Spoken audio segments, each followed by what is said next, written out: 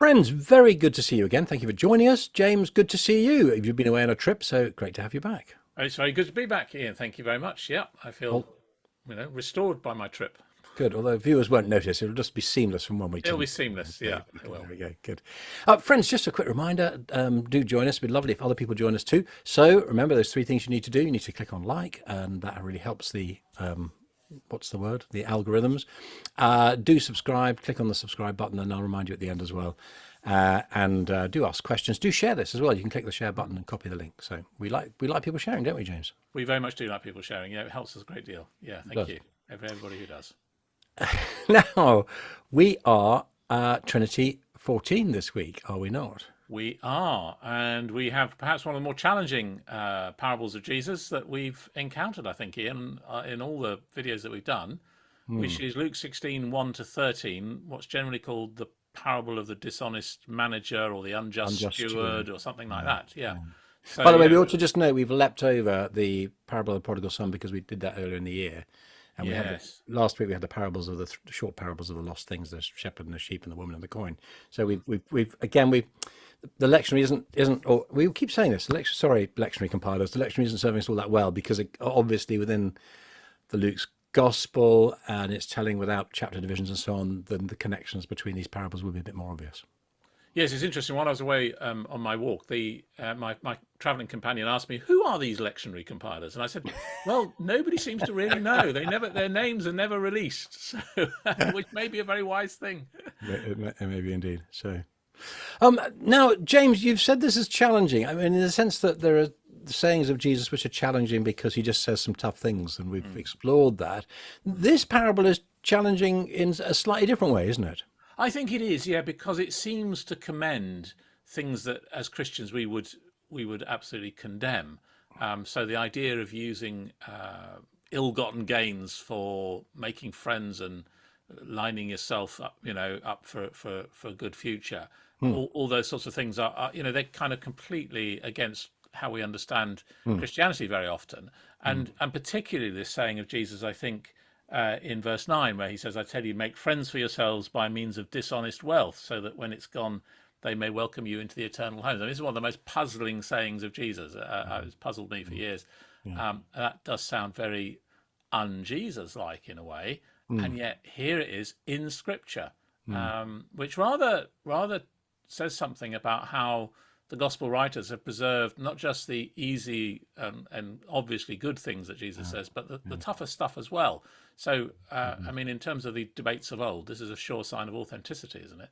Well, I think so. I mean, Yeah. if you were imagine making up stories of Jesus told, you wouldn't You'd never make make one up like you'd this. never No, make one up like this. No, you no, wouldn't. So, no. I think probably what we need to do is, and we've been sort of debating this as well in sort of preparation. Is I think what we probably need to do is immerse ourselves in the story itself and make some observations about the details, and then I think, the puzzles will emerge, and we can have a think about what to do with Yeah, those. yeah, Again, we've been noticing over the weeks Jesus is just there's nothing specific about the particular occasion. Jesus is still on this journey of discipleship, and yeah, he's addressing issues around discipleship. Interestingly, just in verse 1, he also said to the disciples. So there seems to me to be a sense there where he's been teaching the crowds and he's been talking to the Pharisees yeah. about the lost, but now he's turning again to his disciples. But we see at the end after this passage that the Pharisees are still in earshot. So that's pretty characteristic of this section of Luke, isn't it? Yeah, where people are listening in, as it were. We've noticed this with crowds and disciples and Mm, Pharisees in the past. It seems to be mm, quite common in Luke, where you've got a parable that appears to be directed to a particular group, but in fact others are listening in and respond as a result of that. yeah. Yeah, And we get into again a sort of classic opening for one of Jesus' parables. There was a rich man, and yeah, once again, there's these themes of wealth and discipleship and eternal destiny and the implications of wealth. Again, we'd see this as pretty consistent within Luke's depiction of Jesus. yeah. It seems to be happen a lot. Yeah, that. Um, I mean, it's very down to earth and practical, isn't it? That Luke seems to include stuff about wealth, or Yeah. alongside these bigger spiritual questions, I suppose, as we would call them, and as our culture has kind of defined them as slightly different, but actually it's all bound up together for Luke. Now, interestingly, Jesus doesn't say this man, the manager, what we might call the household manager. He's an oikonomos. He's one who looks after the household and clearly sort of business affairs of this rich man. And he obviously was quite rich, because when we get into the detail, there's big volumes of stuff, of goods going around. Yeah. But there's a wonderful sort of irony, I think, that charges were brought against him that this man was wasting his possessions, and we're never told whether these charges are true. No, not at all. No, and the steward makes no defense of himself. He doesn't say no, you're wrong, completely wrong. The implication is that he accepts that these charges are true, but we don't know where the charges are coming from. We don't know who's saying it. I mean, is it the rich man's friends, or who is it? But there's nothing to tell us about that. But the wonderful irony, and I think the humor in this story, is that he actually, in his actions, what he subsequently then does as the story unfolds, he actually is dishonest. Yes. He does squander. He was in the first place. He is now. Exactly. So it's a kind of, his actions answer the question of whether the charge is true. But again, I think it's classic sort of storytelling of Jesus, which he defers the solution, he defers the insight, so that you actually are caught up in the story. Well, you don't know. Was he dishonest? We don't know. Well, we'll find out as the story unfolds. Yeah. Yeah. And then you're kind of sucked into the story, aren't you? So often in the parables, you think, I don't immediately know what that's all about. No. So you spend a lot of time puzzling it, which I think is deliberate, absolutely deliberate by Jesus. It's one of his techniques, isn't it? It is. And then you get the master calls him to account. What's this I hear about you? Turn in your country of management. You'll no longer be a manager. And then again, this other wonderful sort of humor or irony, or again, part of the problem of the narrative of the parable is that, what shall I do? He says, well, I can't be bothered to dig. I'm not going to do manual work.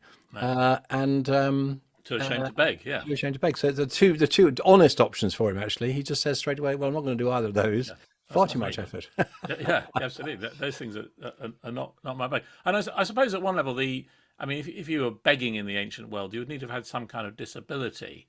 Blind people beg, lame people beg, because of the way in which that society is structured.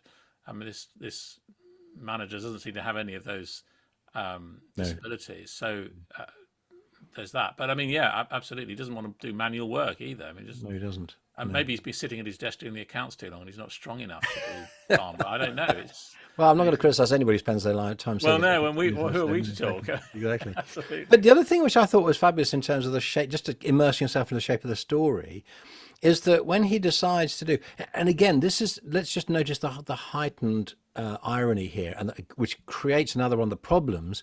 I think we've noticed before that whenever in Luke's gospel Jesus has somebody going into a monologue, it's negative.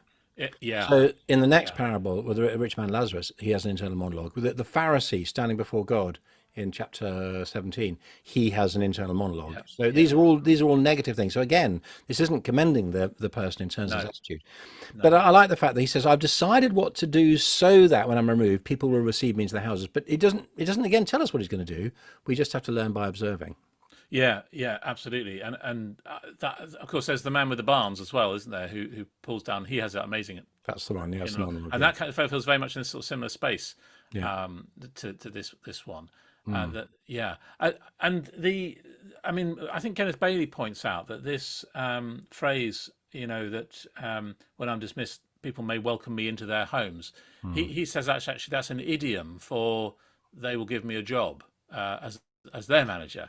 So I think that's a really interesting take on this parable, which we miss that. I mean, it doesn't really, it's an odd phrase. It sounds like a slightly an odd phrase in English, because you can't go into more than one home. I mean, sort of welcome me into the homes. He's just going to go round, sort of have bed for the night everywhere. No, it's not that. It's actually about finding employment in the future, given that the master has effectively dismissed him. And Bailey says that is a dismissal.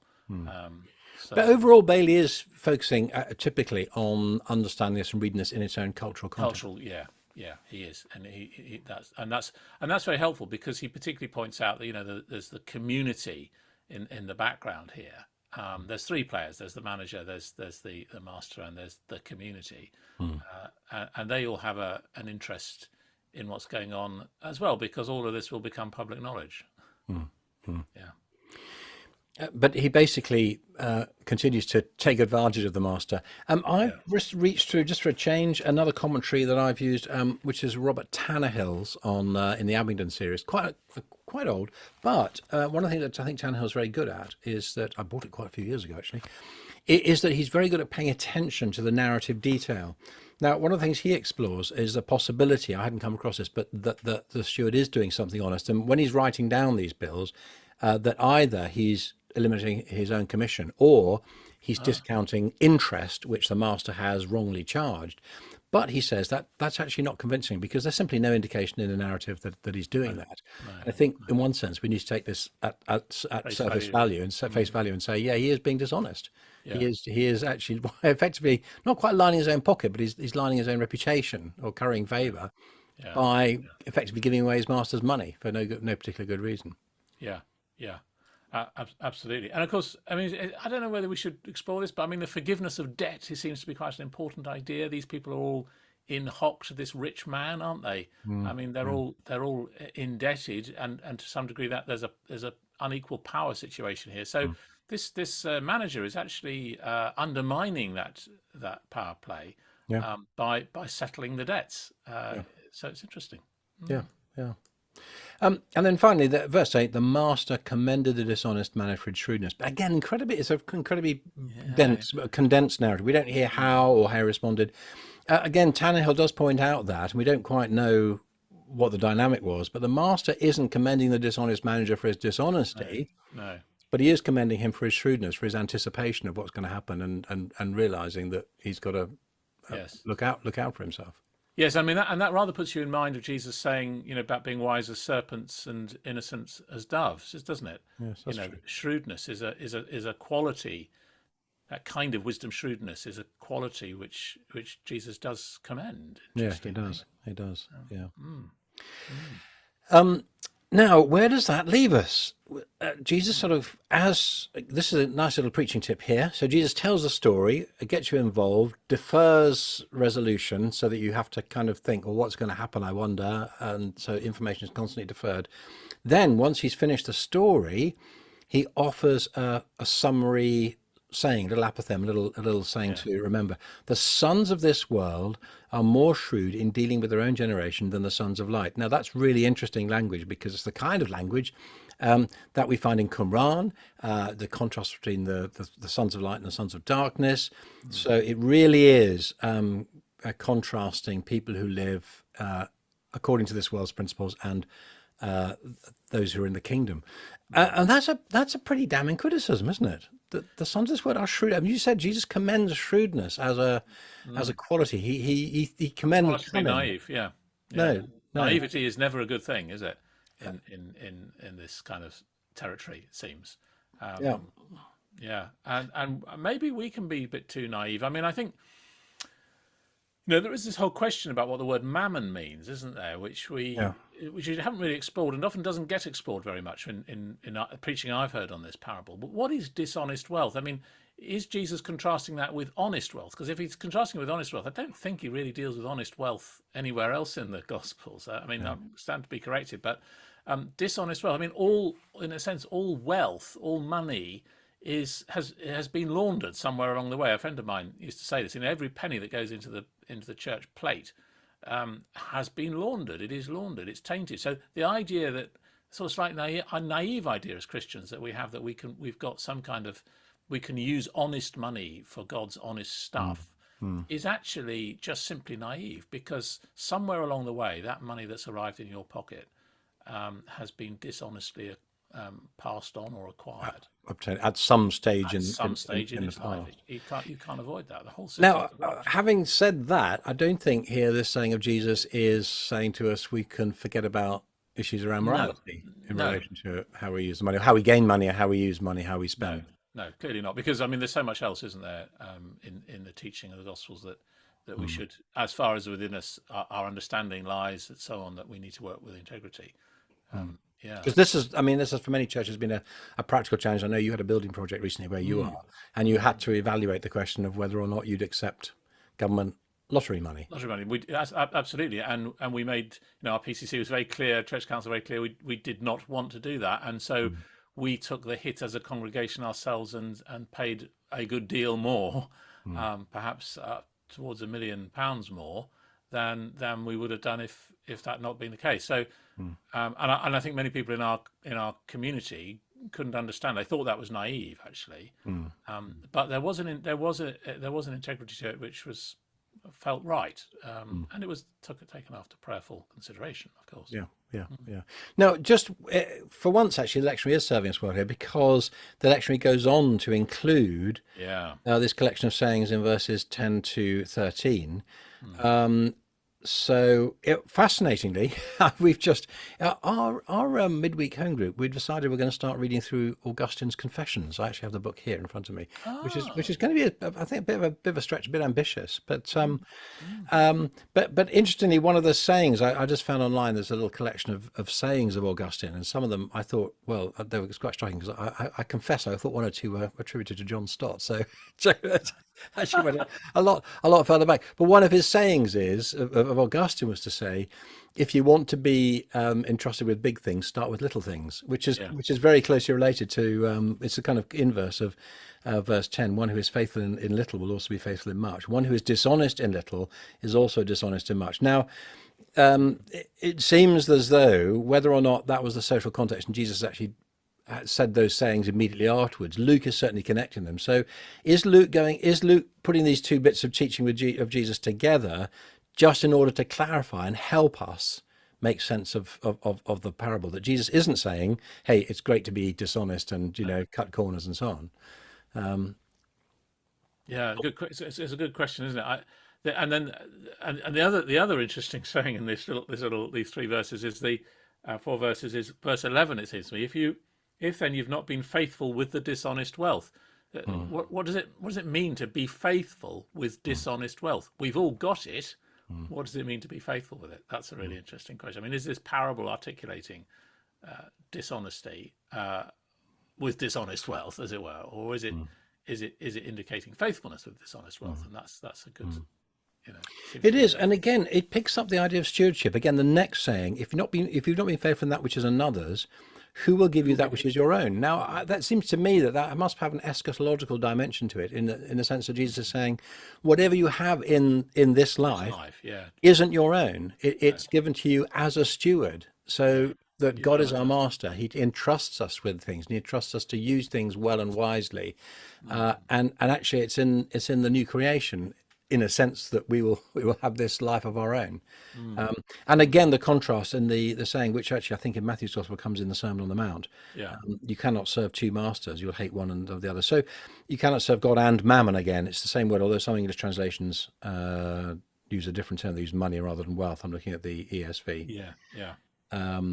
But actually, and coming back to your question about what does it mean to talk about unrighteous mammon, I agree with you. I don't think there's a qualification of saying there is righteous mammon and unrighteous mammon. No. I think the use of the term mammon is putting wealth as a rival god against being faithful as a disciple to the true God, and therefore the unrighteous word is just an intensifier, saying, but we know that this is problematic. Quite. Now, I think, having gone through those other sayings, I don't know whether that takes us back then to the key parable. Now, 3 years ago, when we looked at this before, I actually published a guest post from my friend Andrew Talbot, and he was actually critical of all the main commentary approaches, saying, well, there's a lesson to learn here. And he cited an article by Stanley Porter where he says, actually, irony is the key. And there's a sense in which, with this parable of the unjust steward, we need to read it, as it were, back to front and say, Jesus is just being completely ironic here. Now, I don't know how you felt. I know you've read that article. I don't know whether you were persuaded by it. I don't think I am ultimately persuaded. And I think the reason for that is that I'm not convinced there's enough indicators of irony in the text. I mean, how would Luke tell us to read this ironically is the question that I would want to raise, because it doesn't appear, as you said right at the beginning, it's the fourth in a series of parables, each of which, the first three of which we've taken at essentially at face value. We've taken them as straightforward parables. I think if this fourth parable that Luke puts very clearly in this particular context Yeah. were meant to be taken ironically, there would be a shift which Luke would indicate, and I'm not sure that he has. So that I'm holding I'm holding that very interesting article somewhat ambiguously at the moment. Yeah. Well, I'll make sure there's a link to it anyway, so if people It's do want to look it's at very that, interesting, and it prompts some really good questions, doesn't it? yeah, it does. But I think it seems to me that we need to go back and we need to take seriously the humor in this. Yeah. Humor better than irony. Yeah. One thing that Andrew Talbot does do quite well is he points out the humor and how much humor there is in the Gospels and in the teaching of Jesus, which we often miss. So, and he actually goes right back to G.K. Chesterton, who says, "Look, we just simply often miss how much funny stuff there is in the Bible." So, for example, readers of Jonah often miss the fact that Nineveh, where Jonah refuses to go, means something like house of fish, and of course, Jonah actually in the end is housed in a fish. Yeah. And I think the humor here for me particularly is that Jesus is talking to the disciples, and there's all these people around, many of whom would have had debts of various kinds, presumably, and they're listening to this as debtors. And if you put yourself in the position of the debtor, then it is a very funny story, because you think, God, that would be great, wouldn't it, if they did that? That would be really funny. Yeah. I had a just one little parallel that came to my mind. I don't know if it's a very good one or not. Is you can imagine telling a story about four guys who go to rob a bank, and three of them are doing the break-in, and one of them's a lookout, and the one who's a lookout suddenly sees the police are coming. So he suddenly says to the police, "Oh, I've just arrived. Did you know there's some robbers robbing a bank there, and you should arrest them?" Yes. And Jesus might say, he commend the guy, not for being dishonest and not for betraying his friends, but saying, hey, at least he had the wit and the speed to look out for himself and adapt himself to the situation. So that would seem to me to be a parallel. I don't know whether that's a persuasive parallel or not. People might make comments below, but well, it's very interesting, isn't it? Because if the dishonest manager is adapting himself, what he's adapting himself to is what he believes to be the nature of the master. And the nature of the master is very interesting here. I mean, in a sense, the master is gracious, isn't he? I mean, phenomenally gracious, because he commends the dishonest manager. He commends the dishonest manager for his shrewdness, not for his dishonesty, for seeking to retain his life. As it were, within the community, actually, and actually, life in the community is really quite important. Tannehill makes the point that there's issues of honor and pride here as well, because again, in a culture where honor is significant, shame and honor, then in a sense the master's got no choice, because he can't go public and say this guy's stitched me up. It would put it in bad. So the shrewd manager has been sort of doubly shrewd in very, very clever. And I mean, let's face it, we've all come across people like that in life. Maybe some of our listeners are people like that in life. I wouldn't claim to be as shrewd as this guy, but it's very interesting. Just to finish with some practical issues here, I do find this. Well, I think the thing that I've taken away from this is the saying, and I'm actually very fond of it: the sons of this world are more shrewd in dealing with their generation than the sons of the light. And I think the two reflections I have. One is a personal one, which is that when I was a Christian working in business, I do think sometimes I was just a bit clumsy, because I was over concerned, as it were, with being a bit sort of pious, and a bit of me looks. I don't know how to make sense of this without saying I should have been dishonest. I'm not saying I should have been dishonest, but I just wonder whether sometimes, rather than being sort of naively pious, I could have just been a bit more pragmatic, and would have been more effective both in my job and I think as a Christian witness, just to rub along, get on with stuff. I mean, what comes to mind is it C.S. Lewis who talks about straining out a gnat and swallowing a camel? There's something. Well, Jesus talked about that as well. Did he? Oh, that was a Jesus phrase, wasn't it? Why did I think that was C.S. Lewis? Probably because he loves those pictures. Yes, they're quite. I've been reading too much C.S. Lewis letters recently. Well, yeah, okay. But I mean, it's really interesting. Is it that's an interesting.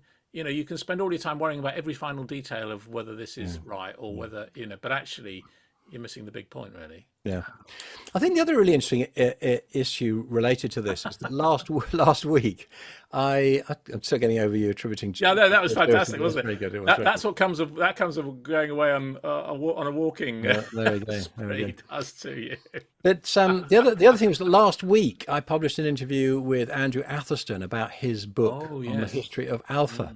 Mm, mm. And he says very clearly that alpha has been very criticised for what some people call the McDonaldization of belief, or it's not actually McDonaldization of belief; it's a McDonaldization of outreach.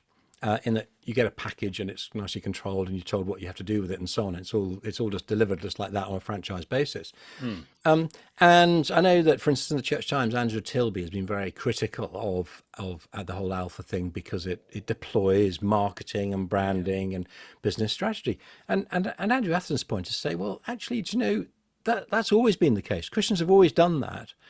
And they've always, as it were, packaged the gospel, because actually in the end, if someone's going to come to faith, they probably need to read a book or watch a video or have an encounter or something.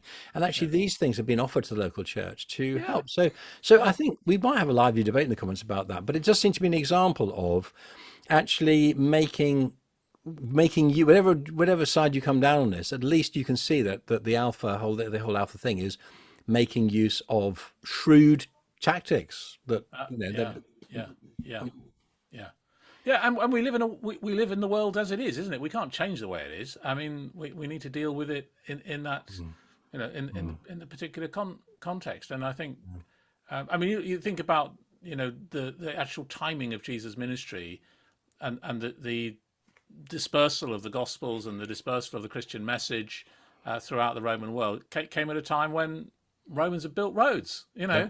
So God does that sort of stuff. So clearly we should be doing that sort of Well, the stuff. irony is, of course, the Romans built the roads in order that their armies could march quickly Yes, to indeed. oppress the enemy. And then Paul used the same roads in order to travel To go around. back to Rome and take the Okay. gospel to Rome. Yeah. Well, James, it's been really fascinating to discuss this puzzling parable with you. I don't know whether or not we've solved any of the issues No, and, no, and resolved the paradoxes, but Jesus gives us plenty of food for thought. he does. So, and friends, thank you for joining us. Don't forget, there should be a little thing coming up where you can, I think down here, you can click to subscribe. Again, do click on like as well, and please feel free to share this with friends. And we look forward to seeing you next time. Thank you, James. Goodbye. Thank you.